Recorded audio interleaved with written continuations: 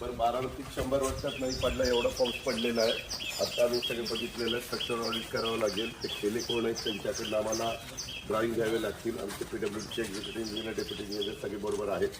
हे सगळं केल्यानंतर आपल्याला कळेल की कितपत धोका त्या ठिकाणी निर्माण झालेला आहे. एक गोष्ट चांगली आहे की पलीकडं काळवट फार वर आहे, म्हणजे खाली सगळं हार्ड आहे. त्याच्यावर जर आज पाऊस थांबला, उद्या थांबला 2-4 दिवस तर कोरडं झाल्यानंतर फरक पडेल.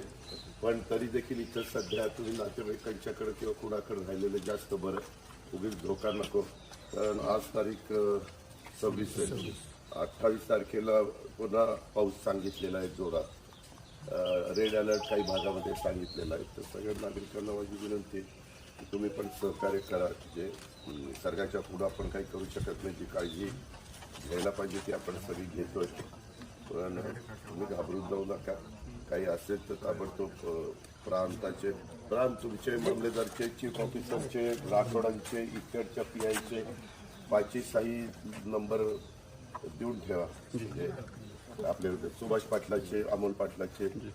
पण ते लिहिताना PWD, प्रांत, तहसीलदार, चीफ ऑफिसर, नगर परिषद, म्हणजे मग कुठल्या संबंधित असेल तर त्यांना पोलीस असं ते सोपं जाईल लोकांना.